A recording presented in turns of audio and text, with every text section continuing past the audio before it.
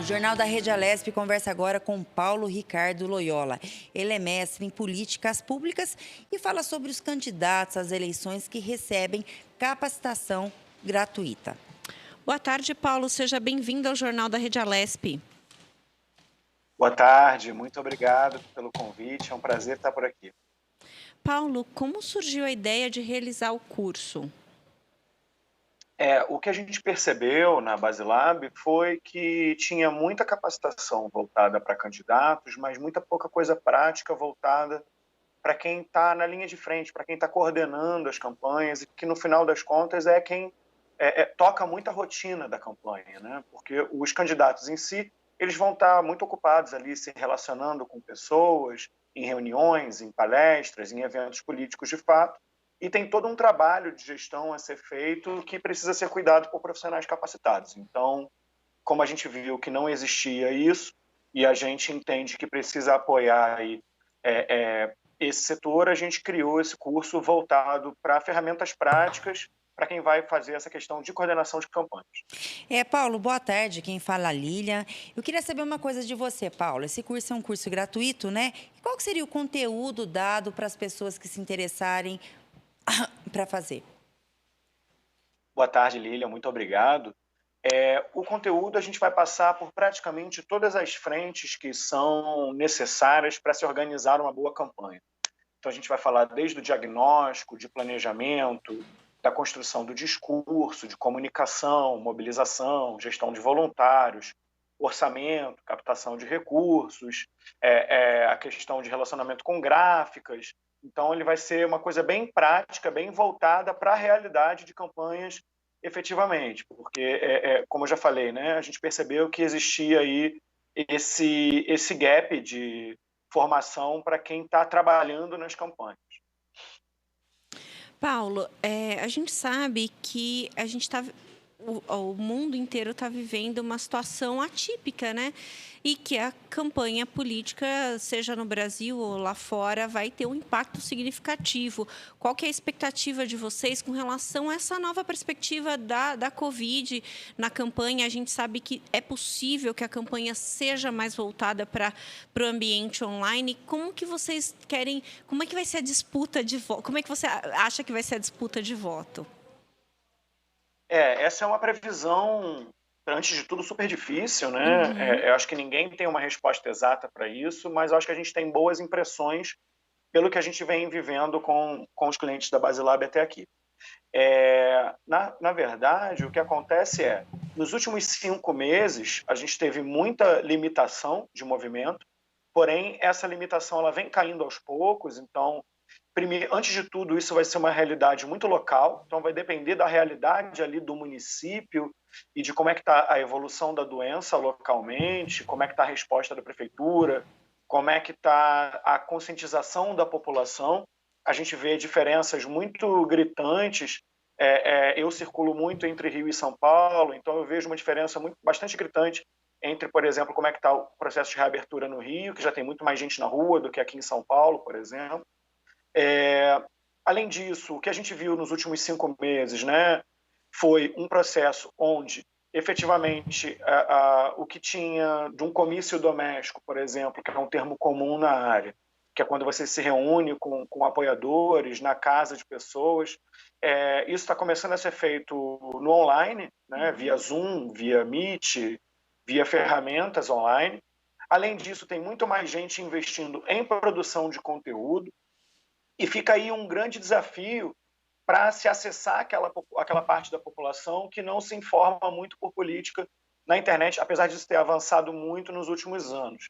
Então, eu acho que sai na frente, de fato, quem fez um bom trabalho online nos últimos tempos, quem produziu conteúdo relevante, conteúdo de qualidade, que teve constância, quem entendeu aí o público com o qual está conversando. Porém, a gente também vê que tem muitos políticos que já estão fazendo agenda de rua. Então, o que vai necessitar, a partir de agora, é uma observação mais cuidadosa desse cenário local e principalmente do próprio público, porque o que a gente está vendo também é uma certa polarização no comportamento frente à pandemia, né?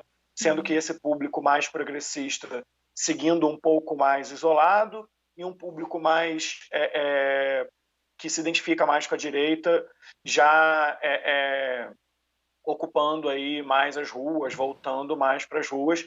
Esse foi um assunto que acabou sendo polarizado de fato.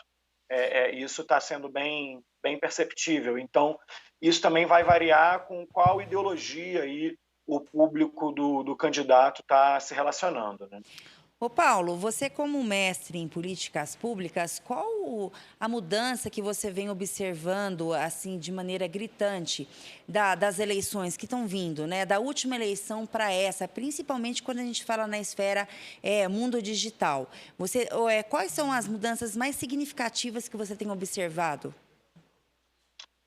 Olha, são algumas, né? Primeiro, o peso da internet está aumentando muito.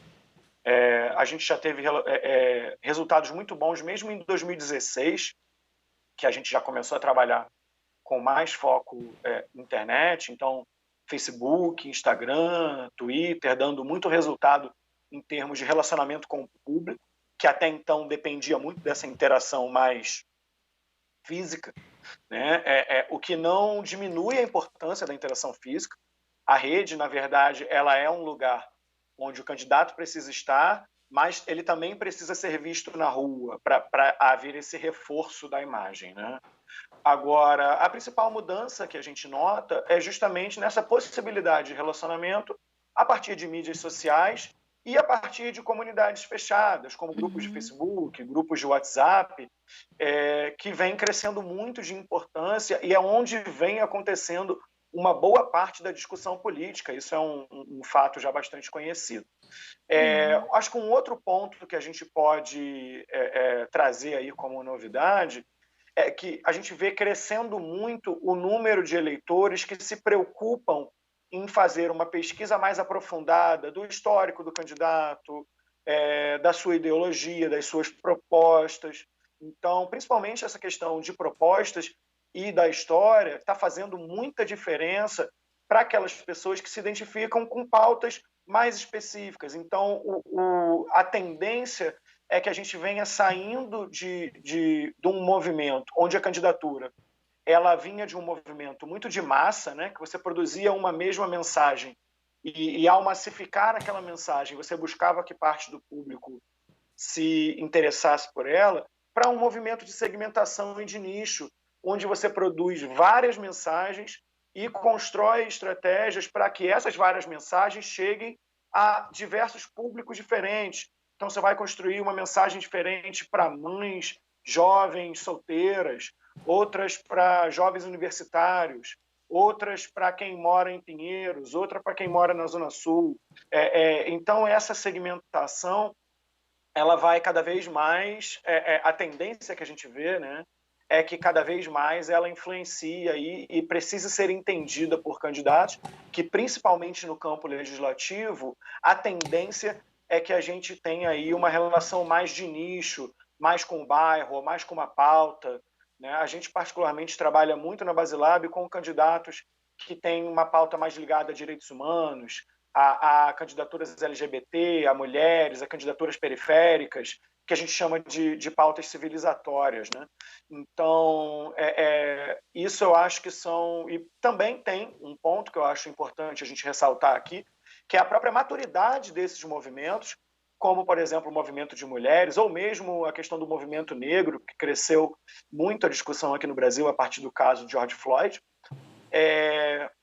e que estão aí permitindo que candidatos que têm essa pauta possam trazê-la mais como uma bandeira, efetivamente, de campanha, ou mesmo como algo transversal frente a bandeiras, ou seja, a pessoa que fala de educação, mas vai falar de educação a partir da vivência dela como pessoa negra, ou como mulher, ou como LGBT, ou como pessoa periférica. Então, eu acho que essas são questões que estão como tendência, além da própria polarização política, que também vem sendo muito discutida aqui no Brasil ultimamente, e na qual a gente acaba tendo aí um impacto, principalmente nas grandes metrópoles, porém é algo que a gente tem observado em todo o território brasileiro. A gente tem clientes aí em vários cantos do Brasil e a gente vê que a discussão ela está absolutamente polarizada. Então, comparada com a eleição municipal de 2016, a gente tem uma tendência de uma discussão muito mais ideológica e muito mais polarizada do que a gente teve 4 anos atrás. Ô, Paulo, qual seria o endereço eletrônico que a pessoa pode entrar para ver o curso gratuito que vocês estão oferecendo, que tem interesse em participar? O que ela tem que fazer? Só entrar no nosso site, baselab.cc, baselab.cc, e aí lá tem todas as informações do curso e a pessoa pode se inscrever. Excelente. Paulo, muito obrigada pelas suas dicas, informações. Eu acho que esse é um assunto que a gente vai voltar a falar, porque está em evidência aí essa nova perspectiva eleitoral. Muito obrigada, viu? Eu que agradeço, foi um prazer. Uma boa tarde. Obrigada.